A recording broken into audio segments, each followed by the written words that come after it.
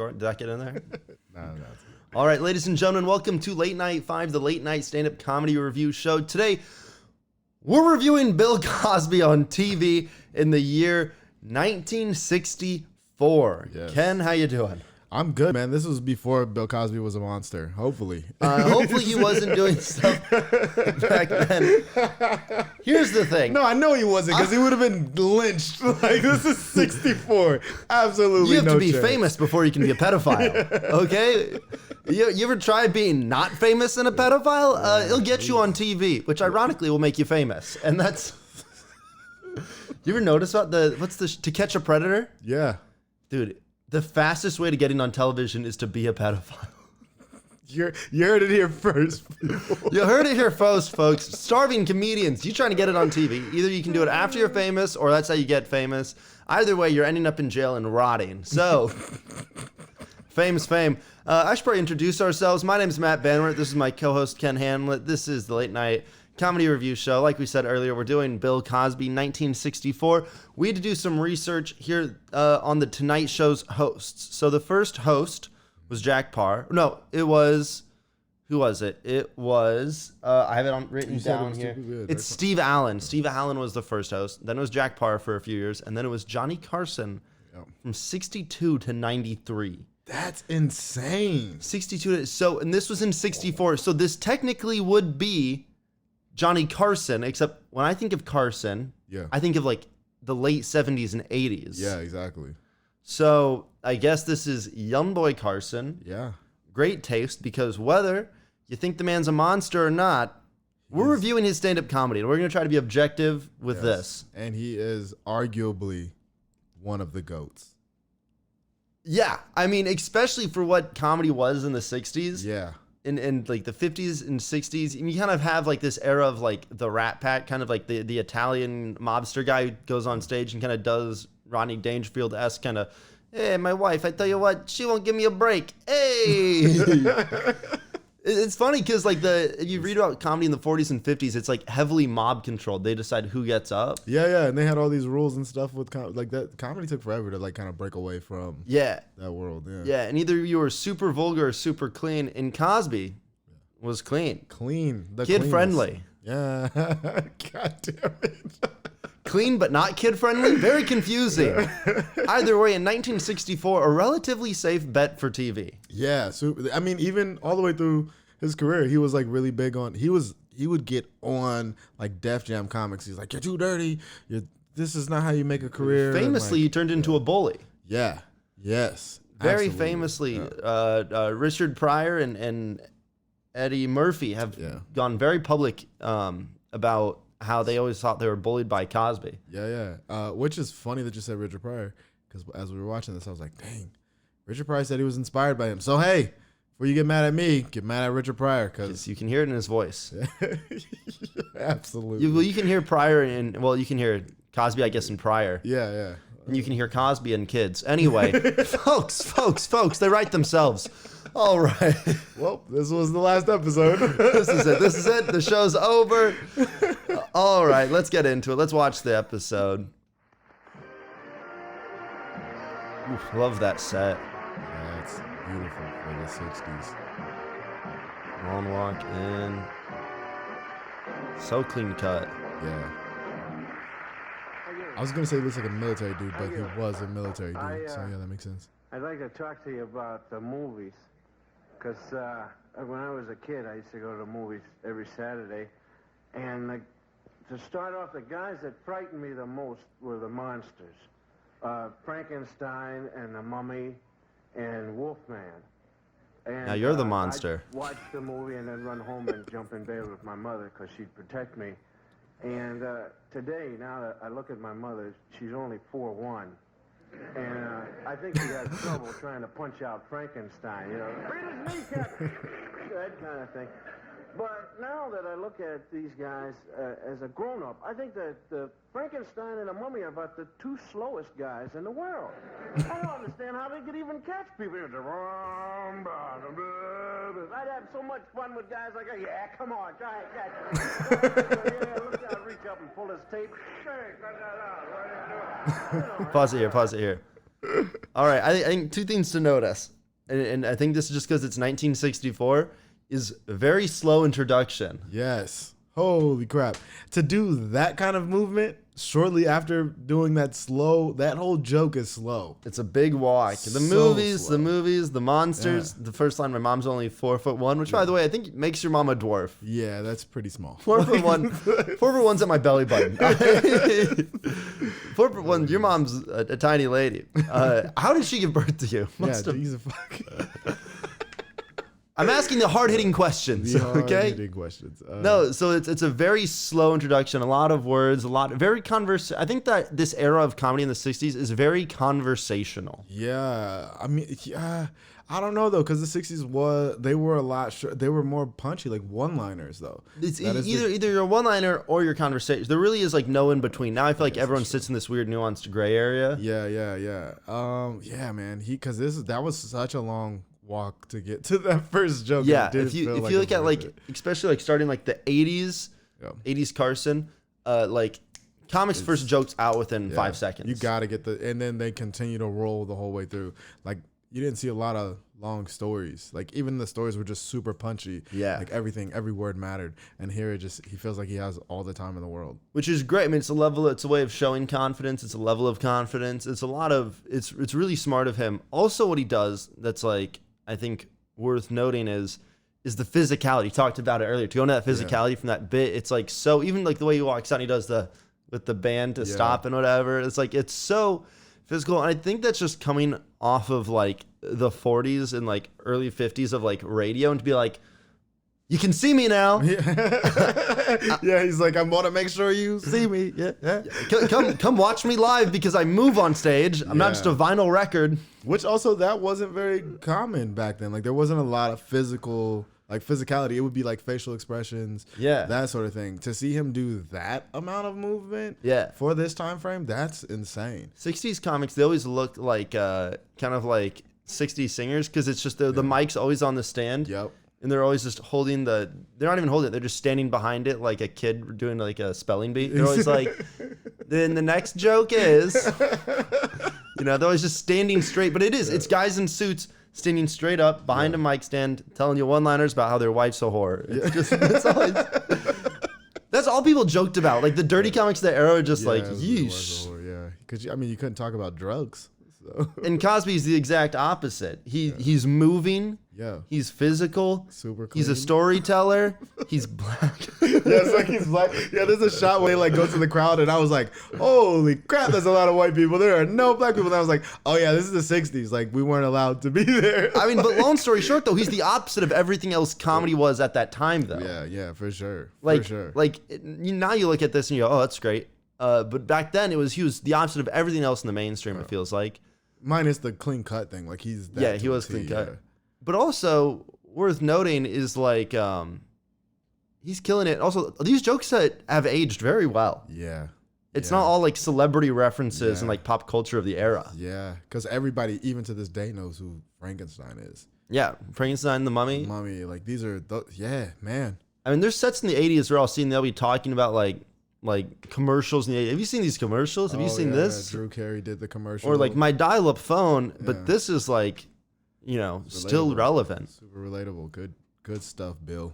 All right, keep going. But I actually feel sorry for the Wolfman. Now, here's a guy that can't remember when the moon's going to come up on him. It must be awfully embarrassing to his family. He's sitting around a table eating, and up comes the moon. Pop, when you're going out in the yard someplace, you get out of here. And it must be embarrassing to watch him in a barbershop getting a hair cut straight, and all of a sudden, up comes the moon. It's going to cost you an extra $8. Is $8 a lot of money? I feel like in the 60s that was an insane amount of money for a haircut. It's like $8, bro. Whoa, take my home. He's like, that's a year's worth of work. That's a down payment. Holy crap. But all of the movies are just great as far as I'm concerned, especially the cowboy pictures. Now, you take, I think the dumbest guys in the cowboy picture, the guys that drive the stagecoach. They get held up every time, and it's ridiculous, you know. Listen, if he just listened to the music, he could tell when the bandits are behind the rock. Every time they hold up the stage, he goes, all right, here comes the stage, let's hold it up. Benton! Benton! Now, he just listen, you know. Benton, let's get out of here, you know. The band said, well, where is the stage? It's gone, they played the music, you know.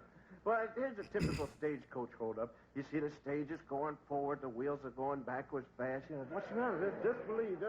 Watch the picture. Guys, stop the stage. You get out of here.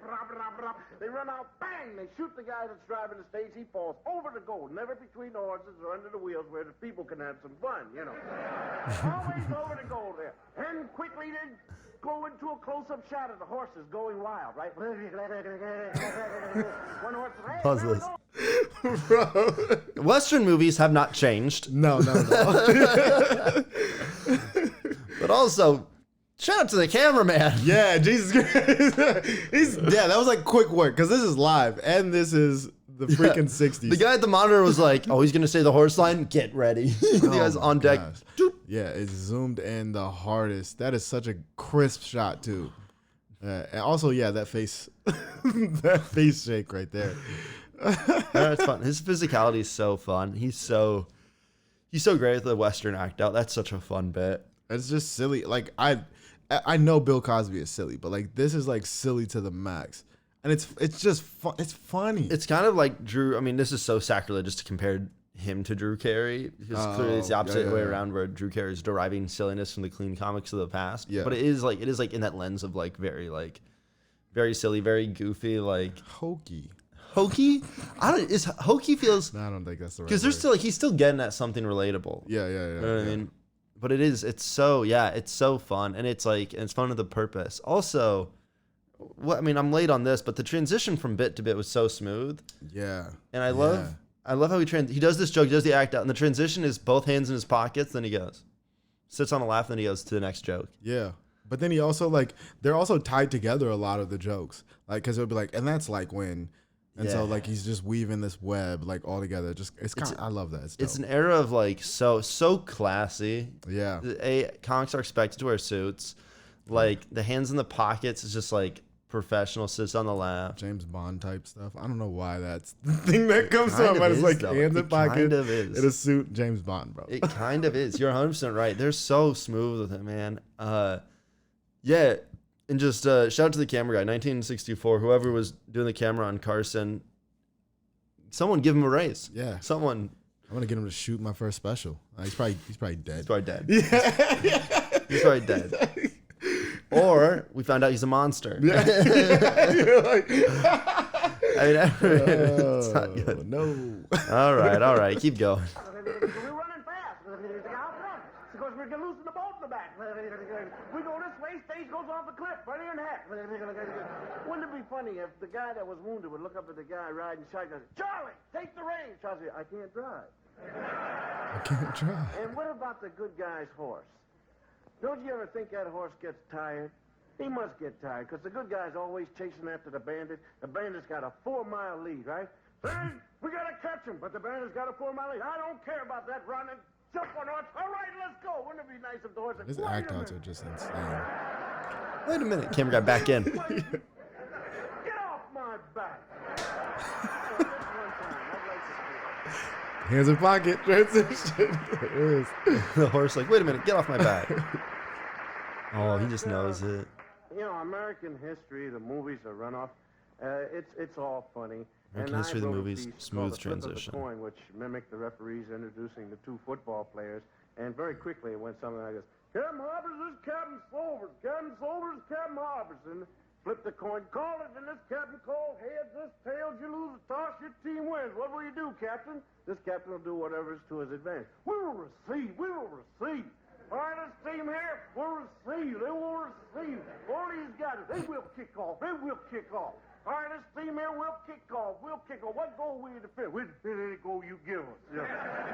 So I took the coin. I said, well, so wordy. The same referee, put him back in history. See what would happen. The Revolutionary War probably looked something like this. Captain Harbert to the British. This is Captain Solver to the settlers. Captain Solver to the settlers. This is Captain Harbert to the British. British, you're the visiting team. This is the coin. Heads on this side, tails on the other. Call a toss. The British call heads. It's tails. You lose the toss, your team wins. What will you do, settlers?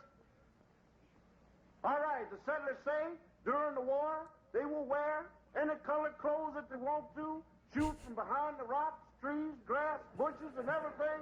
Says that your team must wear red and march in a straight line. Oh, it's so good. Oh, look at that But crowd. there's one other thing I want missed to talk it. to you about back in history, and that is the musket. And a musket is a gun that had to be loaded a weird kind of way. It's not like today when the guys have guns, automatic, pop, pop, pop, pop, pop thing. This was like a one load, one shot, load up again thing. And it must have been funny to watch something like the Revolutionary War where one man is shooting against another. And it must have looked exactly like this.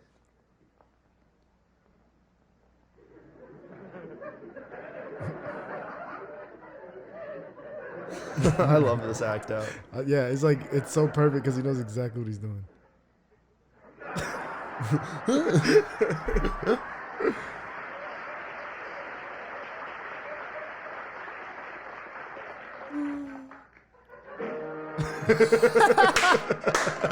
Ah, the fake out. The fake out is so clear. The face, the everything. Oh man, so much physicality. That's So good. That the crazy thing is that joke has been done so many times. Like I've seen that. I mean, you've seen that joke at least once or twice in a live show, and probably on TV since then. But that is the best version of it. The act outs, the reactions. Oh man. Yeah, dude. And I was even like during the that last joke hasn't been done any better. That style, that era is so strong. I was thinking about the coin toss referee joke before he does the act out and the setup. Yeah. Modern day, you'd be like, imagine if they had referees before wars. Yeah. You know, like that's the setup. It would have just been that. Like the Civil War, right? You know, they do this, they flip the coin, you go straight to that joke. Yeah. Modern day stamps would skip the act out for the introduction. Yeah, that was so wordy. It's so wordy. But he did the act out. There was like some laughs there. And I think like of that era, like that's still like pretty silly that he did the act out. Yeah. I just wouldn't have. Yeah, that's he just explains what a coin toss is. Yeah. It's like you don't have to paint that picture. I think for some things you can just go, all right, if you know, you know. If you don't know, you just don't know. I'm not gonna waste this time to explain it. We talked about it briefly in the Norm Macdonald episode. Is that like there is like a thing with comedy of like some comics assume the crowd's smart. Yeah. Some comics explain it for the crowds. Yeah. The clean comic has to explain it. He's just like, okay, coin tosses for y'all who don't know sports, ladies. It's the 60s. It was this. Now, clearly that's not the situation, but in the 60s. Man, Matt, you should have just been born in the 60s. Dude. They be sexist. This haircut's very 60s. This haircut says, am I celebrating a post-war economy? That's what I was going to say. Is the housing market amazing? Is the Industrial Revolution going off? Have coffee pots recently been invented? Oh, wow. Hello, ladies. Is this TV in color now? Am I about to celebrate the slutty 70s with no repercussions? Birth control's now in the mainstream, so we can do whatever we want. Right. You're right, Ken. I would have thrived in the 60s. Thrived, dude. Now, you in the 60s would have done equally as well. Yeah, just in a different neighborhood. Hey, I would kill to have my own water fountain. Can I say that? You said it, Matt. It's going on the internet. I said it. This is the show this is the episode that cancels. Cosby cancels me. Wow, what a turn of events. Yeah, it's like in a twist of events here. All right, ladies and gentlemen, this has been probably the last ever episode of Late Night 5. Next week, it'll just be Ken, not me. Sorry, folks. Hey, we're at like 200 subscribers, and if I need to pay my jail bill, I have to hit 1,000. So please subscribe so I can hit 1,000 subscribers and buy myself out of prison. Thank you guys so much. We always have our own clips in the comment section below, and we have our own websites if you Google us with our tour dates. So catch us on the road telling our own jokey jokes. All right, you can get to the outro. Doing a little Cosby physical thing at the end. All right, I tried. You tried. It was perfect.